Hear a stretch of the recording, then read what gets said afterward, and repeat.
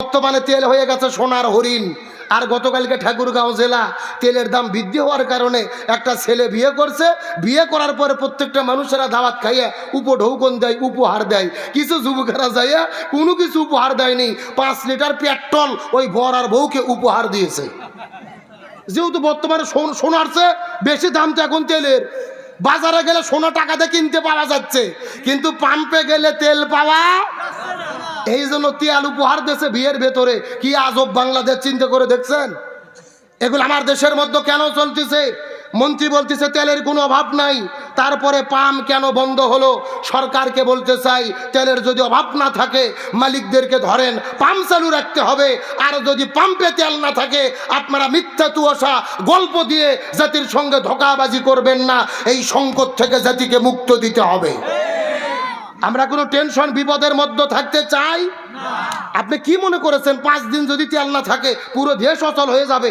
Motor cycle বন্ধ, শ্বশুর বাড়ির দাওয়াত খেতে যাবেন তাও যেতে পারবেন না, গাড়ি ঘোড়া বন্ধ, সবজি পাবেন না, চাল ডাল তেল পাবেন না, খাদ্য সংকট পড়ে যাবে, দেশের ভেতরে একটা বিশৃঙ্খলা তৈরি হবে, সংকটের তৈরি হবে। সরকারকে বলতে চাই উদ্যোগ গ্রহণ করার দরকার আছে না নাই? এই আজকে তেল নেই, পাম্পগুলো বন্ধ, তাম বাংলাদেশের মধ্যে সংকট তৈরি হয়ে গেছে। এমনকি আজকে দেখলাম একটা পুলিশের গাড়ি পর্যন্ত তেল নাই, গাড়ি রাস্তা বন্ধ হয়েছে, পুলিশেরা ঠেলে ঠেলে গাড়ি নিয়ে যাচ্ছে। যুবকেরা দেখেছো না? পুলিশের গাড়ির তেল শেষ, পুলিশ পর্যন্ত তেল পায়নি, পুলিশের গাড়ি ঠেলে ঠেলে পাম্পের দিকে নিয়ে যাচ্ছে।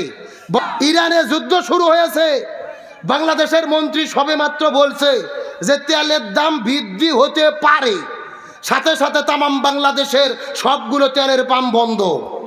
কথা বলেন না কেন? আমি গতকালকে ঠাকুরগাঁও মাহফিল করেছি, সেখান থেকে বগুড়াতে এসেছি, আবার বগুড়া থেকে আপনাদের নড়াইলে আসলাম। আমার গাড়ি যদি তেলে আসতে হয় অন্তত 7,000 টাকার তেলের প্রয়োজন, কিন্তু পাম্পে তেল নাই।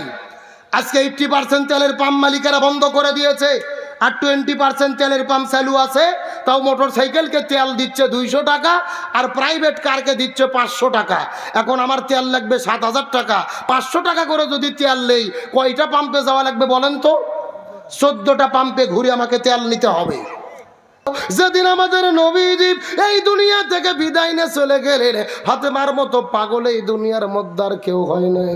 সুন্দর করে গোসল করে না, সুন্দর করে খাবার খায় না। নবী বিদায় নিয়ে চলে গেল, ফাতেমা পাগলের মতো বসবাস করে শুরু করেছে। এইরকম চলতে চলতে চলতে 6 মাস পার হয়ে গেছে। গোসল করে না, খাবার নেয় না, শরীরের পোশাক পরিবর্তন করে না, পাগলের মতো জীবন যাপন করে। এইরকম চলতে চলতে 6 মাস পর একদিন লক্ষ্য করে দেখা গেল ফাতেমা সুন্দর করে নিজেই গোসল করেছে, সুন্দর করে সাজুগুজু করেছে, হাসান হোসেনকে সুন্দর করে সাজুগুজু করে দিয়েছে, ঘরটাকে সুন্দর করে সাজুগুজু করে ফাতেমা নিজে সুন্দর করে ঘরের মধ্যে বসে আছে। হযরত আলী 6 মাস পরে ঘরের মধ্যে প্রবেশ করার পরে স্ত্রীকে সুন্দর সাজুগুজু করা দেখার পরে মুস্কি মুস্কি হাসা শুরু করলেন। ফাতেমা ডাক দিয়ে বলে, স্বামী এমন করে মুস্কি মুস্কি হাসবেন না, আর কোনোদিন সুন্দর করে গোসল করতে পারবো না, আর কোনোদিন সুন্দর করে ঘরটাকে সাজাইতে পারবো না, আর কোনোদিন সুন্দর করে হাসান হোসেনকে সাজাই দিতে পারবো না। এর পেছনে কারণ হলো আজকে গভীর রজনীতে হয়তোবা আমার বিদায় হবে। চোখ বুঝিলে দুনিয়ায় আন্ধার, কিসের টাকা কিসের বাড়ি কিসের জমিদার, চোখ বুঝিলে দুনিয়ায় আন্ধার। যতক্ষণ এই চোখ খোলা থাকে মনে হয় গাড়ি আমার, এই বাড়ি আমার, এই জমি আমার, ওই বাজার আমার, ওই পুকুর আমার। আসলে কিছু আমার না রে, 2 চোখ বন্ধ করলে আর কোনো কিছুই চোখে পড়ে না। ফাতেমা ডাক দিয়ে বলে, প্রাণের স্বামী এই দুনিয়া থেকে বিদায় নিয়ে চলে যাব। এই কথা বলার সঙ্গে সঙ্গে হযরতে আলী রাদিয়াল্লাহু তাআলা গাছের গোড়া কাটলে গাছ যেমন ঠাস করে পড়ে যায়, হযরত আলী তেমনি পড়ে গেলেন ঘরের মাজায়, হাউমাউ করে কান্না শুরু করলেন। ফাতেমা ডাক দিয়ে বলে, প্রাণের স্বামী এমন করে হাউমাউ করে কান্না করবেন না, এমন করে পাগলের মতো হলডিল হবেন না রে। তার কারণ হলো দুনিয়ার ভেতরে আসলে যাইতে হবে। চিৎকার করে বলেন তো, এই দুনিয়ায় আমরা এসেছি থাকার জন্য নাকি যাওয়ার জন্য? এ মুসলমান ভাইরা, কথাটা অন্তর দিয়ে বোঝার চেষ্টা করেন। এই দুনিয়ার ভেতরে আসার সিরিয়াল আছে, কিন্তু যাওয়ার কিন্তু কোনো সিরিয়াল নাই। বাবা বেঁচে থাকে, সন্তান দুনিয়া থেকে বিদায় নিয়ে চলে যায়। দাদা বেঁচে থাকে, এই দুনিয়া থেকে কত নাতি বিদায় নিয়ে চলে যায়। এই বাংলাদেশের ভেতরে ঈদ যখন চলে আসে, টেলিভিশনের খবর খুললে দেখবেন সারা বাংলাদেশে মৃত্যুর মিছিল শুরু হয়ে যায়। কেউ রোড অ্যাক্সিডেন্ট করে মারা যায়, মোটর সাইকেল অ্যাক্সিডেন্টে মারা যায়, কেউ লঞ্চের দুর্ঘটনায় মারা যায়, কেউ বা ট্রেন দুর্ঘটনায় মারা যায়। ছোট্ট ছোট্ট শিশুরাও দুনিয়া থেকে বিদায় নিয়ে চলে যায়। ঈদের একদিন আগে বাংলাদেশের ঢাকার সদরঘাটে ওই লঞ্চের দুর্ঘটনা আপনারা দেখেছেন। তামাম পৃথিবীর মানুষেরা যে ঘটনা দেখার পরে কান্না করে ফেলেছে। ওই সোহেল নামের ভাইটি গর্ভবতী স্ত্রীকে সঙ্গে করে নিয়ে ঢাকা থেকে রওনা করেছিলেন, বাড়ির মধ্যে ফিরে যাবে। কিন্তু নৌকার মধ্যে ওঠার পরে দুইটা লঞ্চ যখন তাকে চাপা দিল, নিচে ছিল গর্ভবতী স্ত্রী। স্ত্রীকে বাঁচানোর জন্য সোহেল চাইলেই কোনো ফেরির মধ্যে ঝাঁপ দিতে পারতো, আবার চাইলেই নদীর মধ্যে ঝাঁপ দিতে পারতো। কিন্তু মনে মনে চিন্তা করেছে, নিচে আমার গর্ভবতী স্ত্রী আছে, তার গর্ভের মধ্যে আমার অনাগত সন্তান আছে, আমি বেঁচে কি লাভ হবে? আমার স্ত্রী যদি দুনিয়া থেকে বিদায় নেয়, আমার অনাগত সন্তান এই দুনিয়া থেকে যদি বিদায় নিয়ে চলে যায়, আমার জীবনের কি সার্থকতা? সোহেল সর্বশেষ পর্যন্ত চেষ্টা করলেন তার স্ত্রীর সন্তানটাকে বাঁচানোর জন্য। চেষ্টা করতে করতে দুইটা লঞ্চ যখন তাকে চাপা দিল, তার দেহ থেকে পা গুলো ফেরে গেল, দেহটা ছিন্ন বিচ্ছিন্ন হয়ে গেল, স্ত্রী পানির মধ্যে পড়ে গেল। আল্লাহ কুদরতি সাহায্য দিয়ে তাকে জীবিত অবস্থায় এই জমিনের মধ্যে এখন পর্যন্ত বাঁচিয়ে রেখেছে। কিন্তু যেই স্বামীটা জীবন দিল, সে দুনিয়ার আর মায়াই বেঁচে থাকতে পারলো না। ওই লঞ্চের সাইডে পড়ে গেল, তার পা এক জায়গায়, দেহ এক জায়গায়, মাথা এক জায়গায়। নিষ্পলক দৃষ্টিতে দীর্ঘক্ষণ ধরে চেয়েছিলেন, কিন্তু বড় নিষ্ঠুর দুনিয়া, ওই লঞ্চ কিন্তু তার চিকিৎসার জন্য থামে নাই। দীর্ঘক্ষণ তার জীবন ছিল, চিকিৎসা পাওয়ার মতো তিনি কোনো সুযোগ পাইল না। এই দুনিয়ার ভেতরে নিষ্পলক দৃষ্টিতে চেয়েছে, তার মনে হচ্ছিল এই দুনিয়ায় মানুষের সময়ের দাম আছে, কিন্তু আমার জীবনের দুই পয়সার দাম মানুষের কাছে নাই রে। তিনি মনে মনে হতাশ হয়ে ভেবেছিল, স্ত্রী গেছে, সন্তান গেছে, বাবা গেছে, এই দুনিয়ায় মধ্য বেঁচে থেকে আমার আর কি লাভ হবে? এই জন্য বাঁচার জন্য আকুত মেনেতেও করে নাই। সোহেল দুনিয়া থেকে বিদায় নিয়ে চলে গেল, তার বাবাও বিদায় নিয়ে চলে গেল। তিনটা বোন ভাই ভাই বলে কান্না করে, যাদের টাকা দিয়ে সংসার চলতো, পরিবার চলতো। বাবা বিদায় নিয়ে চলে গেল, সন্তানও বিদায় নিয়ে চলে গেল, স্ত্রী বেঁচে থাকে, মা বেঁচে থাকে, তিনটা সন্তান দুনিয়ার মধ্যে বেঁচে থাকে। আমাদের চোখের সামনে আল্লাহ তাআলা প্রতিদিন এইরকম ঘটনা ঘটানোর মাধ্যমে আমাদের মেসেজ দিতে চায়, এ দুনিয়ার মানুষেরা আমাদের দুনিয়া থেকে বিদায় নিয়ে যেতে হবে। কুল্লু নাফসিন যায়িকাতুল মাউত, একটা জিনিস মনে রেখো রে, এই দুনিয়ার ভেতরে আসার সিরিয়াল আছে, কিন্তু যাওয়ার কোনো সিরিয়াল। এই জন্য ফাতেমা হাউমাউ করে কান্না করার স্বামী আলীকে ডাক দে বলে, প্রাণের স্বামী, আপনি এমন করে হাউমাউ করে কান্না করবেন না। এই দুনিয়াতে এসেছি, একদিন দুনিয়া থেকে বিদায় নিয়ে চলে যেতে হবে। এই দুনিয়ায় এসেছে, একদিন দুনিয়া থেকে বিদায় নিয়ে চলে যেতে হবে। তবে ওগো প্রাণের স্বামী, এই দুনিয়া থেকে বিদায় নিয়ে চলে যাওয়া, তবে মৃত্যুর আগে আপনার কাছে তিনটে ওসিয়ত আছে। আলী ডাকতে বলে, ফাতেমা রে, জীবনে কোনোদিন আমার কাছে কোনো কিছু চাও নাই, মৃত্যুর আগে তুমি কি ওসিয়ত করতে চাও বলো তো দেখি। আলী ডাকতে বলে, স্বামী রে, আপনার কাছে প্রথম নম্বর চাও হলো, আমি যখন দুনিয়া থেকে বিদায় নিয়ে চলে যাব, গভীর রজনীতে আমার মৃত্যুর কথা এই দুনিয়ার কোনো মানুষকে বলবেন না। আপনি নিজে নিজে আমার লাশটা কবরের মধ্যে নিয়ে চলে যাবেন। আপনি আমার স্বামী, আপনার জন্য কবর খোঁড়া বড় কষ্ট হতে পারে। আপনার নিকট যদি কোনো বন্ধু থাকে, ওই বন্ধুকে দিয়ে একটু কবর খোঁড়ায় নেবেন। দিনদার পরেশগার ইমানদার মোত্তাকি দেখে স্বধর্মিনী একটা সুন্দর নেকবর্তী মহিলাকে বিবাহ করে নেবেন। রাতের বেলায় আমার লাশটা কবরের মধ্যে দাফন করে দেবেন। আমার মৃত্যুর কথা দুনিয়ার কোনো মানুষকে বলবেন বলবেন না। আলী ডাকতে বলে, ফাতেমা এটা তুমি কেমন চাওয়া চাইলে? তুমি হলে নবীর মেয়ে ফাতেমা, তোমার মৃত্যুর খবর শুনে তাম পৃথিবীর মধ্য থেকে হাজার হাজার মানুষ আসবে, তোমার জন্য জানাজার নামাজ পড়ে দোয়া করবে, অথচ তোমার মৃত্যুর কথা আমি কেন বলতে পারবো না? ফাতেমা ডাকতে বলে, প্রাণের স্বামী, আমার মৃত্যুর পরে তাম পৃথিবীর মানুষ যদি বলে ফাতেমা ভালো ছিল, কিন্তু আপনি স্বামী যদি বলেন ফাতেমা খারাপ ছিল, আপনি স্বামী খারাপ বলার কারণে আমার থাকার জায়গা জান্নাম হয়ে যাবে। কিন্তু আমার বাবা বলে গেছে, এই দুনিয়ার ভেতরে একটা মহিলা বিদায় নিয়ে যাওয়ার পরে যদি তার স্বামী ভালো বলে রে, ওই স্বামী ভালো বলার কারণে আল্লাহ ওই স্ত্রীটাকে জান্নাতের মেহমান বানায়া দেবে। সুতরাং দুনিয়ার কোন মানুষের ভালো আর খারাপ বলা নিয়ে আমার কোন আসে যায়। হযরত আলী রাদিয়াল্লাহু তাআলা স্ত্রীর কথা শোনার পরে ঘরের মধ্য থেকে বের হওয়ার পরে আস্তে করে রাতের বেলা চলে গেলেন আস্তে করে আবু যরের ঘরের দরজায়। আবু যরের ঘরের দরজায় গিয়ে যেই রকম বিষাক্ত সাপ ফোপায় ফোপায় কান্না করে, ওই রকম আবু যরের ঘরের দরজায় গিয়ে হযরত আলী হাউমাউ করে কান্না শুরু করলে। আবু যর ঘরের দরজা খুলে আলীকে ডাকতে বলে, আলী জীবনে কত জিহাদের ময়দানে তোমাকে দেখেছি, এই রকম তো হাউমাউ করে কান্না করো না, আজকে তোমার কি হলো? তুমি কেন হাউমাউ করে কান্না করতেছো জানতে চাই। আলী ডাকতে বলে, আবু যর আমার কান্না করার কারণ হলো আজকে গভীর রজনীতে হাসান হোসাইন তার মাকে হারাবি। হযরত আবু যর বলে, সহ্য করা যায় না, এটা মেনে নেওয়া যায় না। যেদিন নবী দুনিয়ার মধ্য থেকে বিদায় নিয়ে চলে গেছে, হাসান হোসেন শুধু পাগলের মতো নানা নানা বলে কান্না করতে থাকে। একদিন আবু বকর রাদিয়াল্লাহু তাআলা সাহাবীদেরকে ডাকতে বলে, এ নবীর সাহাবীরা, খবরদার খবরদার, হাসান হোসেনকে তোমরা নবীর রওজা দেখাই দিও না রে। তার কারণ হাসান হোসেন নবীর রওজায় গিয়ে একবার যদি নানা নানা বলে ডাক দেয়, আমার নবীর রওজার ভেতরে আর ঘুমায়া থাকতে পারবে না।